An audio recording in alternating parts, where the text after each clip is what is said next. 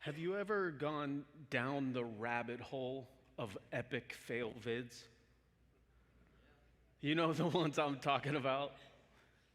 Where the guy jumps off of his roof into his pool and it never works out good. Or, the one where someone or a child confidently runs as fast as they can through a closed sliding glass door. Or into, not through, that'd be bad. That's a different kind of video. Or maybe you've seen something like this. Yeah.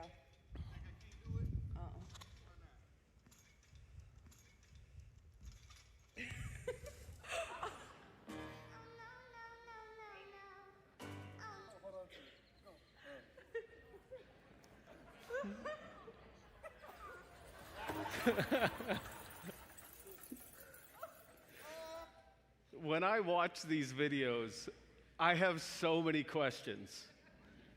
One, like, why?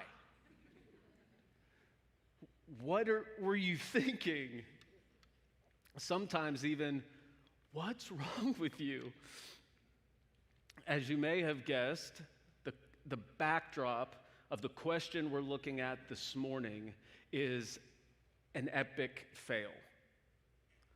Now, we all have those moments in our lives that we wish could be erased, where we ignored someone's warnings, or we did something that we said we'd never do. Have you ever had an experience like that? I know that it's one thing to fail in these silly ways where we can kind of look back and laugh. But when we fail the Lord or someone we love, that's tough. I can relate to that. Here's a picture of me, circa 2003. Hello. So I'm with my brother and our third grade teacher. There's 10 years between my brother and I. And my brother, my sister, and I all had the same third grade teacher. This is at my graduation party. I cut my sister out of the picture because I've learned that women are very particular about the kinds of photos you show others of them. And I'm still scared of her. And so 2 years before this picture, I was 16 years old, I was at a summer camp, and the Lord had really got a hold of my heart. There was this moment where he made himself real to me, and I had this sense of this feeling of being called to serve him with my whole life.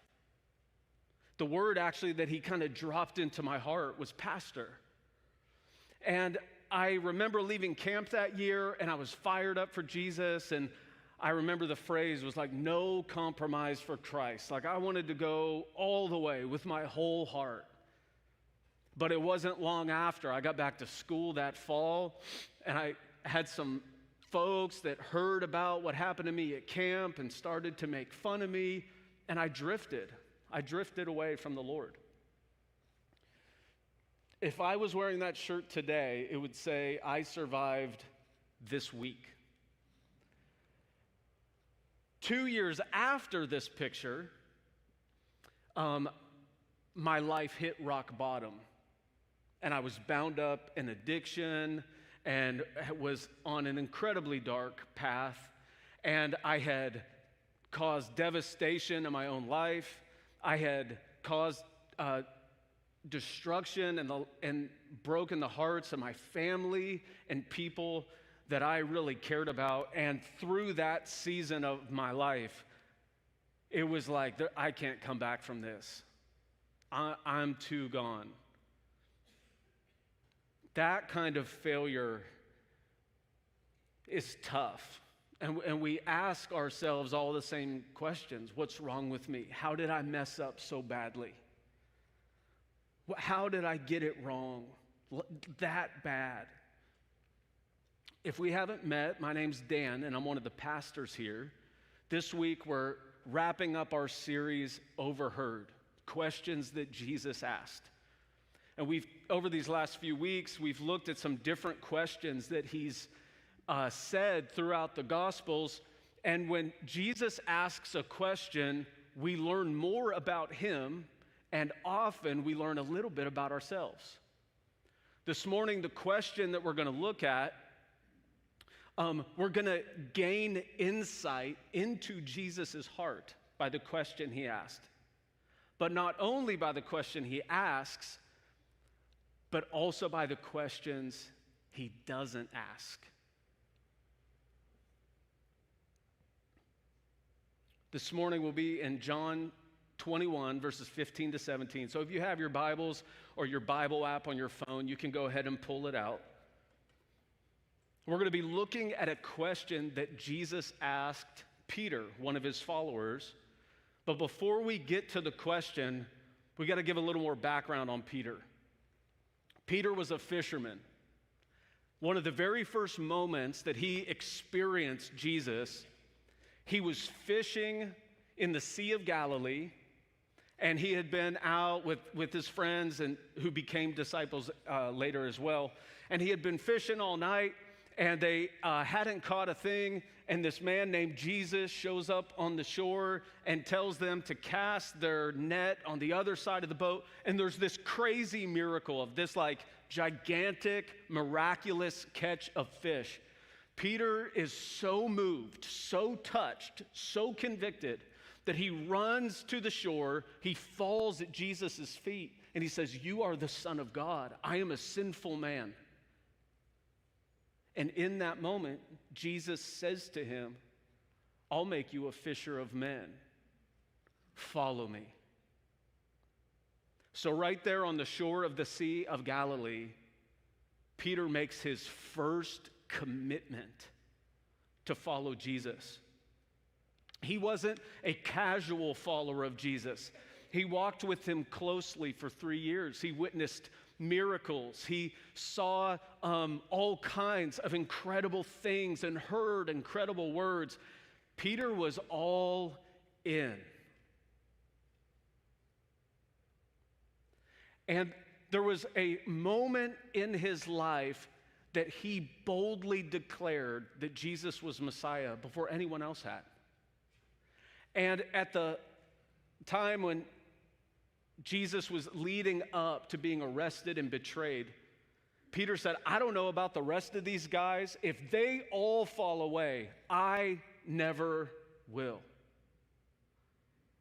And yet, not many hours after,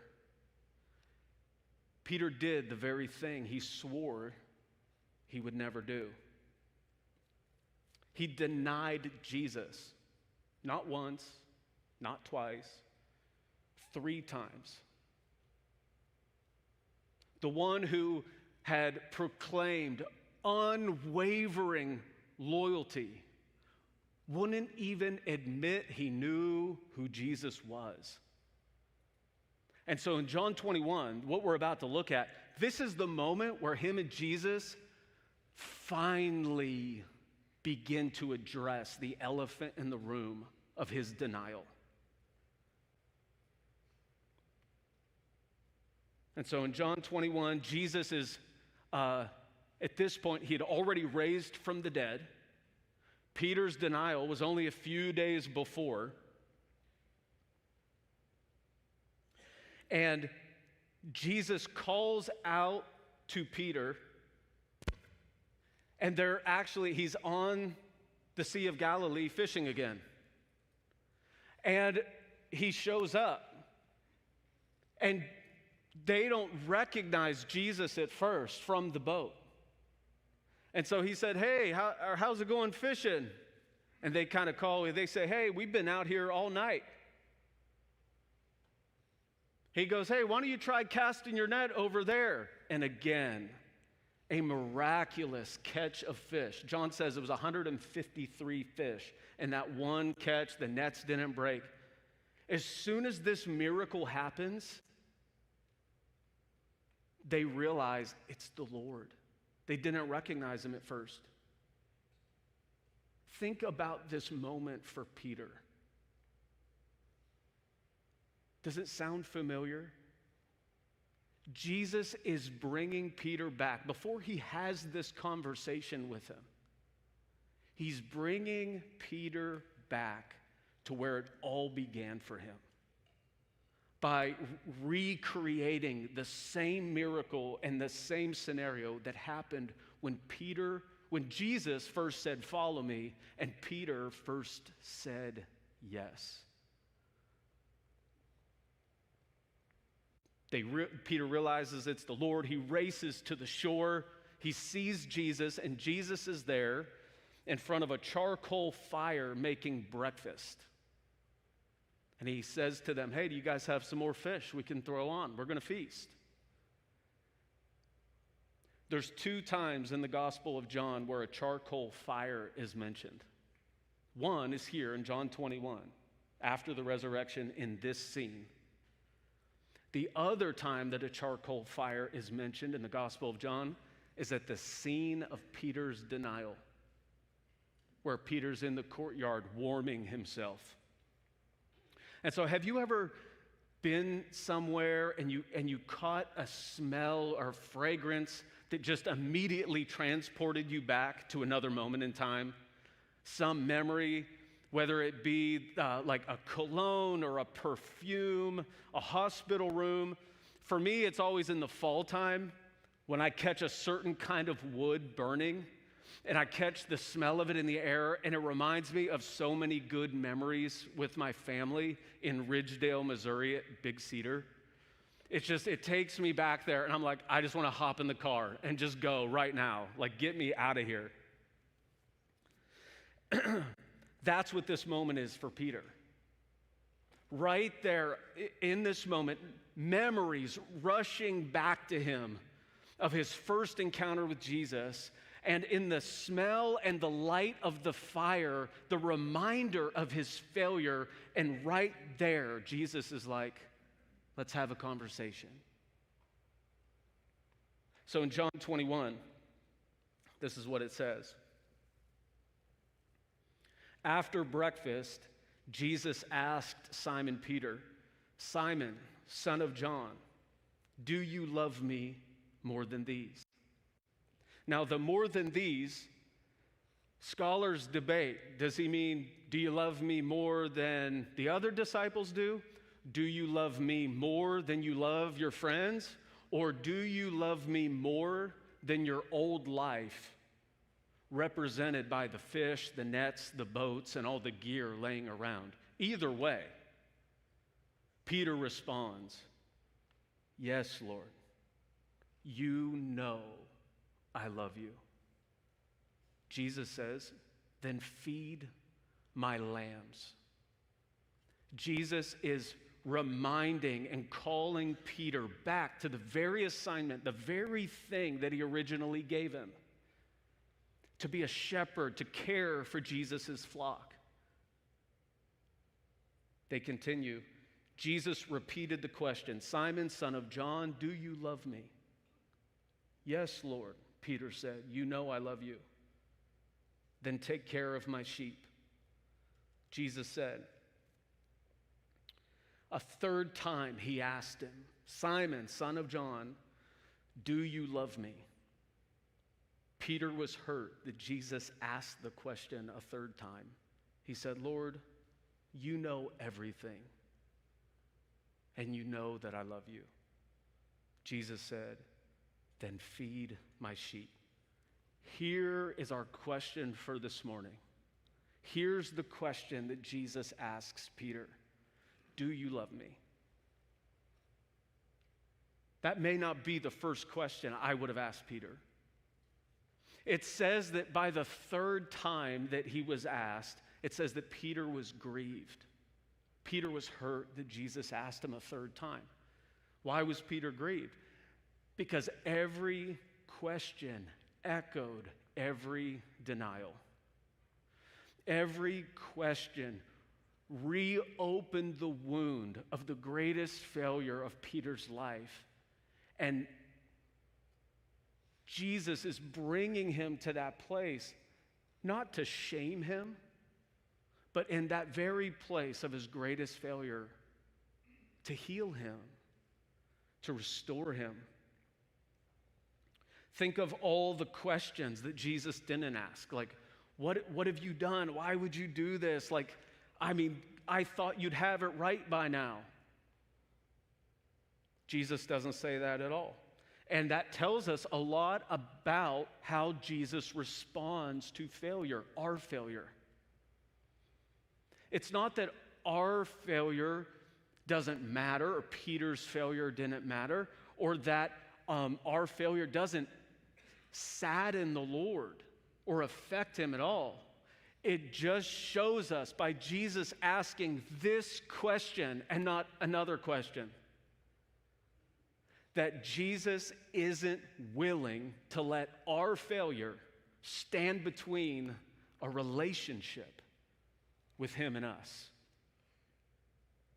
In fact, he died for our sin and failure to prove it, and for all the guilt and shame that comes along with it. 3 questions for Peter's 3 denials, and Jesus reduces the conversation and boils it all down to the thing that matters most: love. Jesus emphasizes the foundation of following him isn't performance, it's not obligation, it's certainly not perfection. The foundation of following him is love and relationship. That's what he wants, that's what he's after, and that's what he wants it to be about. Peter thought he was benched for good, like destined for the sideline, which made me think of this gentleman right here, actually. I guess it's over here. There it is. You may remember this man. The Chiefs' 2023 season, week 14, it was a big game. I'm looking at my son smiling at me right now. We're playing the Buffalo Bills. It's late in the game. The Chiefs are losing. There's like a minute left. Patrick Mahomes throws this crazy throw to Travis Kelce. Kelce throws it to this guy, and he runs like laterals it to him, and he runs like 30, 40 yards for a touchdown. It's the go-ahead touchdown. The Chiefs take the lead. There's like a minute left in the game. It's like, we're going to beat the Bills. This is awesome. He didn't check, Kadarius Toney didn't check with the line judge that his feet were in the right place. And so he was offsides, and the touchdown got called back. The Chiefs ended up losing that game to the Bills. And though he had a couple snaps or 2 the week after, he was benched for the rest of the season. And the Chiefs did go to the Super Bowl that year, but he was a healthy scratch. He was inactive. He didn't play. Thank goodness. So I said that at the first service as well, and someone came up to me after and was like, he did the year before, help us win a Super Bowl. I was like, okay. I'll be a little more fair. But this is who Peter thought he was. Just benched, on the sideline, out of the game. And Jesus is having this conversation with Peter to get him back in the game. To tell him, no, you're still my guy. Let's talk about what happened. Let's deal with it. Let's bring this conversation to where it all begins, where it all starts, back to the place of love. Jesus doesn't say, if you love me, then I have an assignment for you to take care of my people. He says, because you love me, feed my sheep. From love, let all your service and your ministry flow. This order is important. So often we reverse that order. We think if we serve enough or obey enough or volunteer enough or we perform well enough, God will be pleased. And we can accidentally build our relationship with him on activity instead of affection. The service matters, the mission matters, the calling matters, but they all flow out of a relationship with him.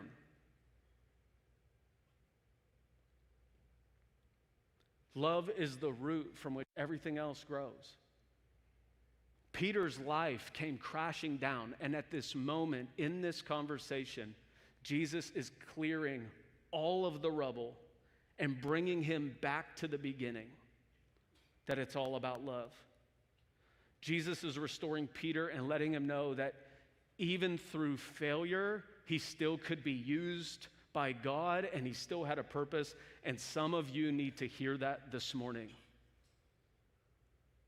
Through life, marriage, parenting, work, and all kinds of aspects of our lives, feelings of failure are all too familiar. Coming up short, or maybe there's a particular area of personal sin that just continues to be a struggle month after month, year after year. Jesus is committed to you and his plans for you, even in the midst of failure. Just like Peter saw Jesus on the shoreline of the Sea of Galilee, and he jumped off the boat and ran to him, so Jesus wants you to run to him to experience love and grace, forgiveness and restoration, and a new beginning. One that's based on love and relationship and not how good we're feeling or how well we're doing. Peter thought his future was fishing. But Jesus said, no, your future is faithfulness. Listen to this next verse, verse 18. I tell you the truth, when you were young, you were able to do as you liked. You dressed yourself and went wherever you wanted to go. But when you're old, you will stretch out your hands, and others will dress you and take you where you don't want to go. Now, what in the world does that mean? Thankfully, John tells us right in the next verse, so we don't have to guess. Jesus, verse 19, Jesus said this to let him know by what kind of death he would glorify God. Then Jesus told him, follow me. Jesus tells Peter, Peter, love is going to carry you to the end.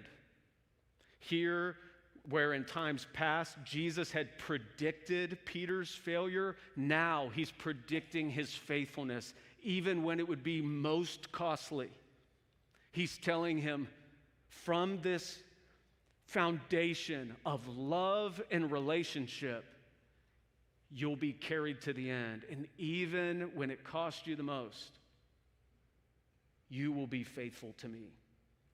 It was in that very place when Jesus first said, follow me, to Peter, and now he's saying it again. I love that Jesus was making them breakfast on the seashore. It reminds me of Psalm 23, where it says, where David said, the Lord prepares a table before me in the presence of my enemies.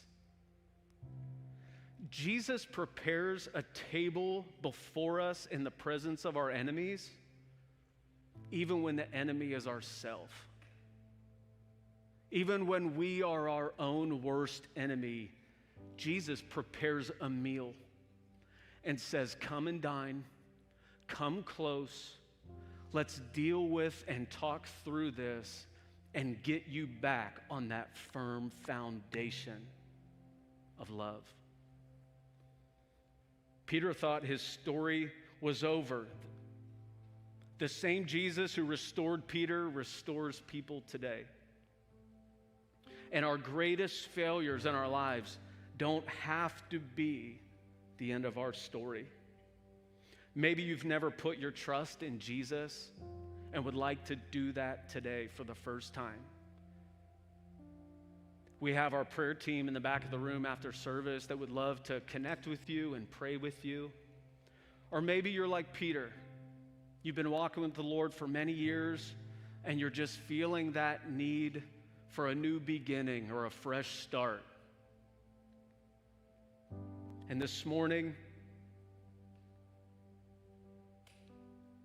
Jesus wants you to remember that it's all about what started with you and him in the beginning. And he's whispering to your heart this question: do you love me? Follow me. Jesus is the God of second and third and fourth chances. And his grace is available to you right now, wherever you are, no matter what you've done or what you've been through.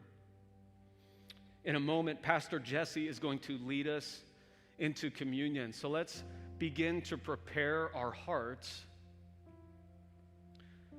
to remember who the Lord is, what he's done for us, and reflect on his kindness and generosity towards us, even in our weakest moments. Would you pray with me this morning?